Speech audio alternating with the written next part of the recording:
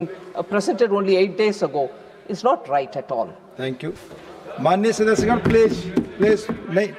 Please माननीय सदस्यगण, ये आप सबसे अपेक्षा की जाती है कि रिटन स्पीच पढ़ने के बजाय अपने आप पॉइंट्स कहें। प्लीज आप सभी सदस्यों से, do not read, you are not suppose to read your written statements. Please माननीय श्री राघव चड्ढा।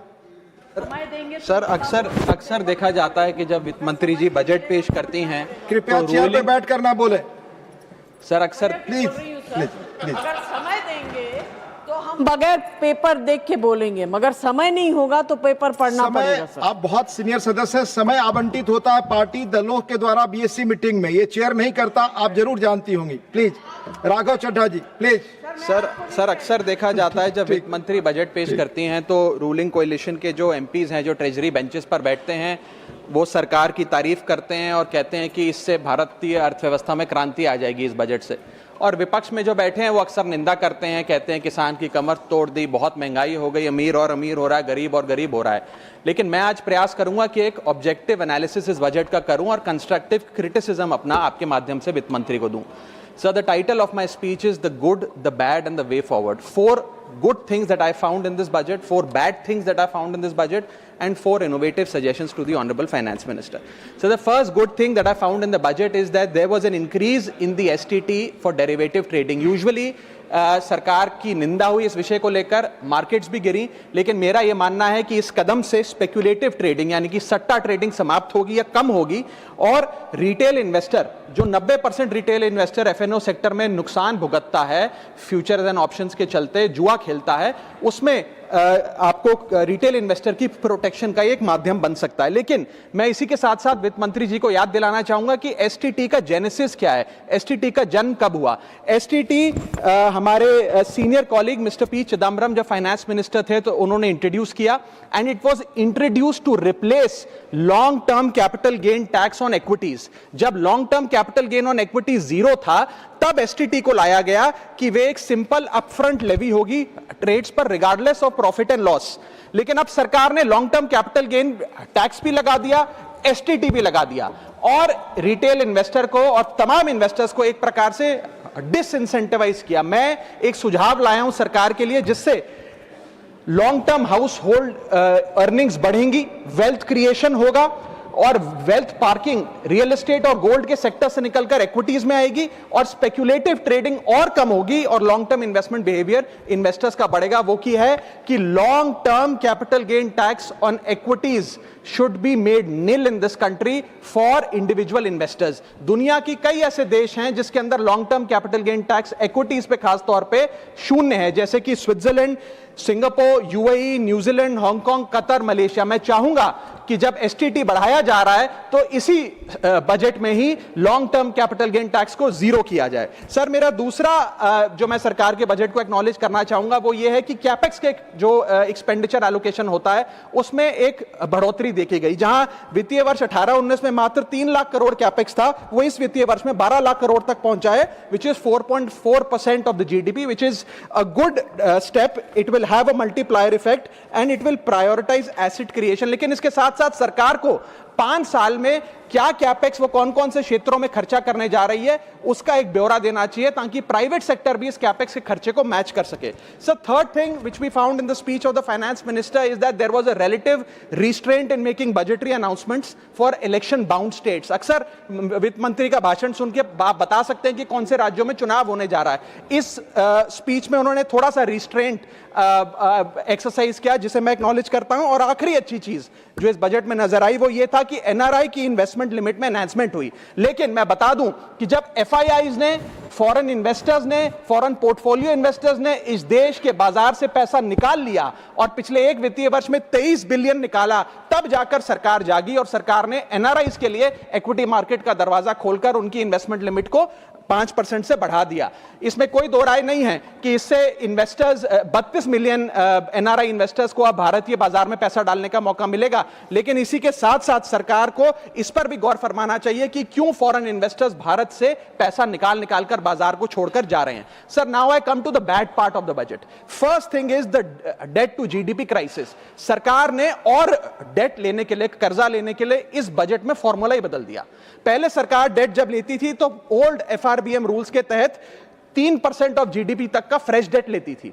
इस बजट में सरकार ने उस फॉर्मूले को बदलकर कहा कि टोटल सरकार का डेट जीडीपी का 50% होगा और उस सीमा में हम डेट लेंगे। यानी कि they want to play on the denominator effect. For example, एक साल बजट अगर हमारा जीडीपी 12% से ग्रो करता है तो उस साल सरकार खूब सारा डेट लेके सरकार पे कर्जा लाद सकती है, जो कि फिस्कल डेफिसिट 4.5, 6.5, 5% तक भी पहुंच सकता है। सर, इसी के साथ साथ मैं बताना चाहूंगा कि आज सरकार कहती है कि हमारा डेट टू जीडीपी रेशियो 56% है, लेकिन ये गलत है, क्योंकि बहुत सारे ऑफ बैलेंस शीट आइटम्स हैं जिसे सरकार डेट में दिखाती ही नहीं है, जैसे कि FCI bonds, OMC bonds, fertiliser, NHAI, NFSS, यानी कि तमाम तरीके के ऐसे कर्जे हैं सरकार के ऊपर जो सरकार अपनी बैलेंस शीट में नहीं दिखाती है। सर, मैं सरकार को आपके माध्यम से यह रिक्वेस्ट करना चाहूंगा कि देश का कर्जा और कैसे ना बढ़े इस पर काम करें, ना कि और कर्जा लेने के लिए हम जीडीपी और डेट टू जीडीपी के फॉर्मूले के रेशियोज बदलकर और पैसा कर्जे पे ब्याज पर लेने का प्रयास करें। सर, दूसरी दिक्कत जो इस बजट में नजर आई वो ये थी कि इनकम टैक्स स्लैब में चेंज नहीं हुआ। सर, हर साल देश का आम आदमी जब वित्त मंत्री जी की बजट की स्पीच सुनता है तो वो इसलिए नहीं सुनता कि पीएलआई की क्या इन्वेस्टमेंट होगी, कौन सा कॉरिडोर बन रहा है। देश का आम आदमी, सैलरीड क्लास, इसलिए बजट की स्पीच सुनता है कि उसके अंदर स्लैब में कोई रिवीजन होगा, क्या हमारी स्टैंडर्ड डिडक्शन की जो हमें डिडक्शन मिलती है वो बढ़ेगी। लेकिन इस बार बजट में देश का आम आदमी और खास तौर पर देश का मिडिल क्लास डिसअपॉइंट हुआ। पहले ही there has been a stagnation in the salaries. Inflation 6.8% पे खड़ा है, लेकिन उसके बावजूद हमने इस बार कोई स्लैब में या स्टैंडर्ड डिडक्शन में चेंज नहीं देखा। मैं आपके माध्यम से वित्त मंत्री जी को रिक्वेस्ट करना चाहूंगा कि आप इसी बजट में अनाउंसमेंट करें कि स्टैंडर्ड डिडक्शन जो 75,000 रुपए उसे बढ़ाकर सैलरीड क्लास के लिए 1.5 लाख रुपए किया जाए। Sir, third problem that was there with the budget is that there was no relief for the middle class. Sir, after a very long time in India's history, the personal income tax collection was more than the corporate income tax collection। यानी कि individuals ने जो income tax भरा वो लगभग 11 लाख करोड़ के आसपास भरा, और कंपनियों ने, कॉर्पोरेट ने जो इनकम टैक्स भरा वो लगभग 9.8 लाख करोड़। यानी कि मैक्सिमम टैक्स आपको इंडिविजुअल्स के इनकम टैक्स से मिल रहा है, आप मिडिल क्लास वो टैक्स भर रहा है। आज वो दौर आ गया है कि हम मिडिल क्लास को अपलिफ्ट करें, मिडिल क्लास को पैम्पर करें, नहीं तो मिडिल क्लास एक सैंडविच की तरह रिच क्लास और पुअर क्लास में दबता चला जा रहा है। सर, राइजिंग कॉस्ट प्रेशर्स के चलते पिछले वित्तीय वर्ष में मिडिल क्लास ने देखा कि उसके एजुकेशन के खर्चे में 8% की बढ़ोतरी हुई, हेल्थ केयर 9% से महंगा हुआ, रेंट 7% से, फूड 6% से, ट्रांसपोर्ट 5% से। मेरा रिक्वेस्ट यह है माननीय फाइनेंस मिनिस्टर से कि वो इनकम टैक्स में रियायत देकर या तो मिडिल क्लास को कोई रिलीफ दें, और अगर इनकम टैक्स में रियायत नहीं दे सकती हैं तो उसकी सेविंग्स और इन्वेस्टमेंट्स पे उसको बेनिफिट दें, उसे इंसेंटिव्स दें कि वो ज्यादा बचत करे, ज्यादा वेल्थ क्रिएशन कर पाए। Sir, fourth problem in this budget that I found was the budgetary allocation to health, which is low and which certainly needs a relook. Sir, आज हमने अपने टोटल गवर्नमेंट एक्सपेंडिचर का 2% हेल्थ को allocate किया है, लगभग 1 लाख करोड़ के आसपास।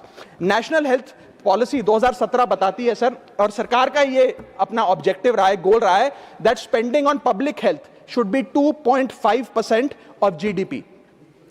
आज हम 2026 में खड़े हैं, हमारी पब्लिक हेल्थ पे स्पेंडिंग मात्र 0.5% ऑफ जीडीपी। हम अपने लक्ष्य से कोसों मील दूर हैं। जहां यूएस में 18% ऑफ जीडीपी हेल्थ केयर पे खर्च होता है, यूके में 12%, जर्मनी में 13%, स्वीडन में, नेदरलैंड में, डेनमार्क में, जापान में, स्पेन में 10% ऑफ जीडीपी खर्च होता है, क्योंकि वो देश जानते हैं कि जान है तो जहान है। लेकिन हमारे देश में मात्र 0.5% ऑफ जीडीपी हम अपने हेल्थ पे खर्च करते हैं, और इसके चलते आलम यह है कि सरकारी अस्पताल में अगर आप चले जाइए, which is called the backbone of India's healthcare, वहां पर आपको पुरानी जर्जर बिल्डिंग मिलेंगी, मैसिवली अंडरस्टाफ्ड हॉस्पिटल मिलेगा, ओवरवर्क डॉक्टर मिलेंगे, पॉपुलेशन के हिसाब से बेड नहीं मिलेगा, जांच के लिए मशीनें नहीं हैं, दवाइयों की कमी है, और अगर इलाज की, ऑपरेशन की डेट मिल भी जाए तो वो डेट इतनी दूर होती है तब तक मरीज चल बसता है. Sir, the reality is that COVID made us realize, and it was a wake-up call for India's public health infrastructure. And I want to ask the House today, are we prepared,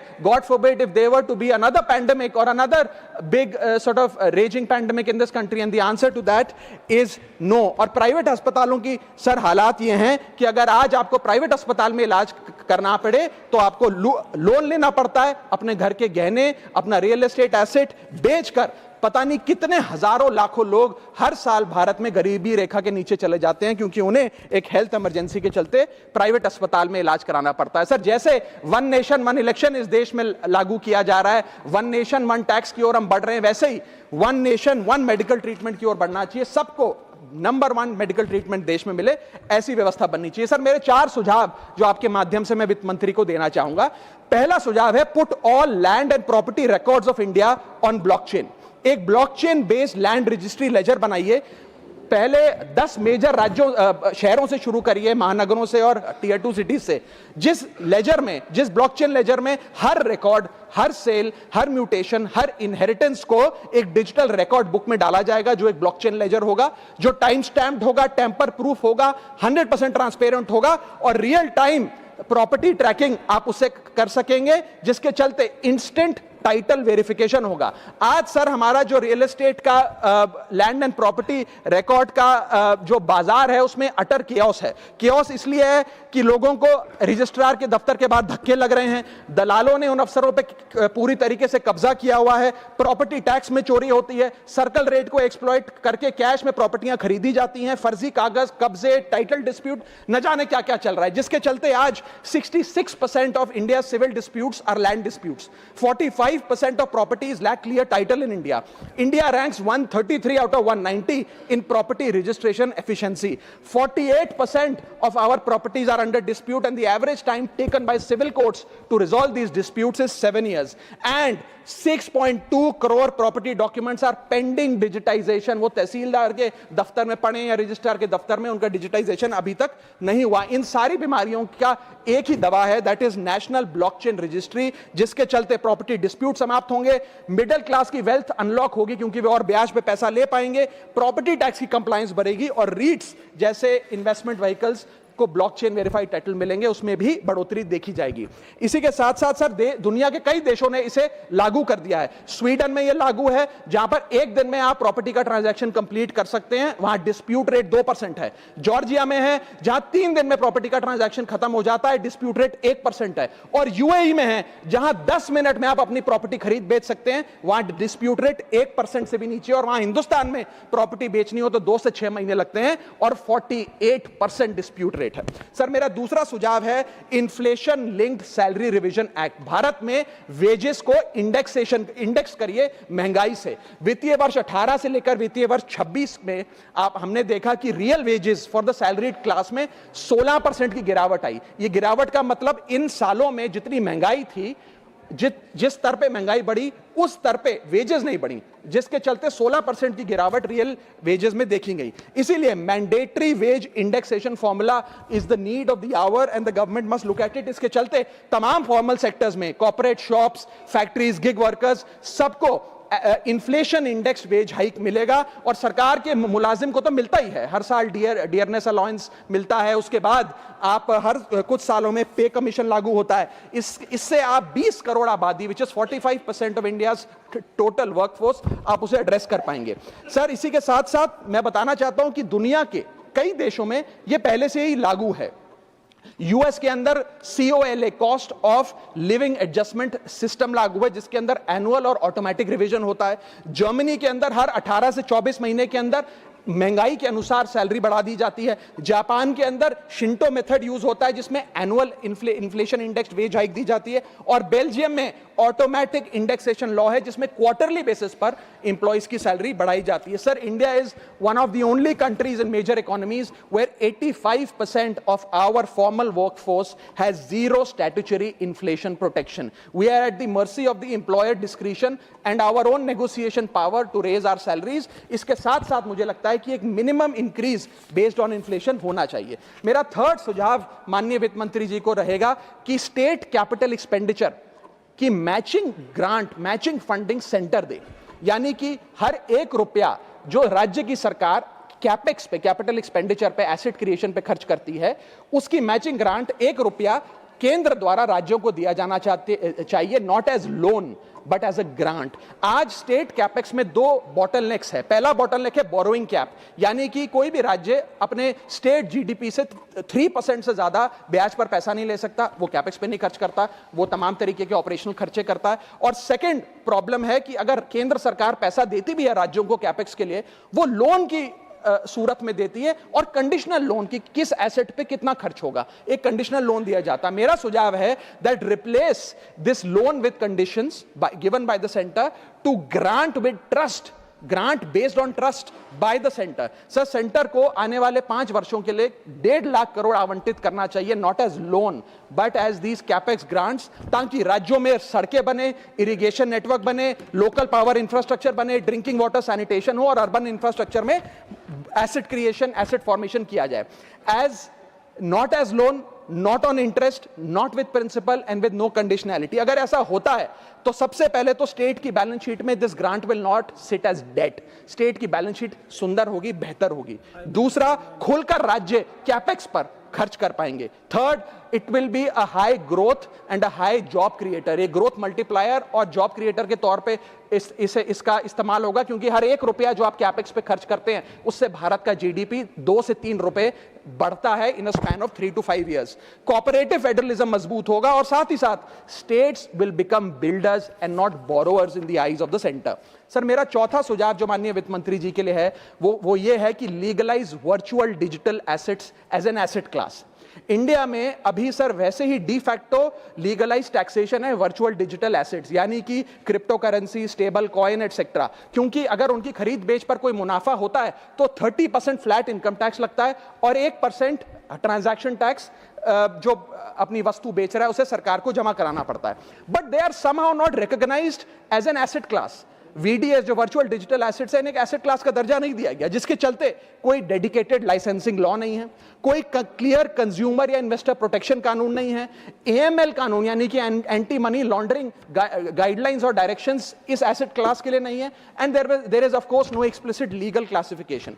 as a result what has happened is that 4.8 lakh crore trade in this virtual digital assets has moved offshore.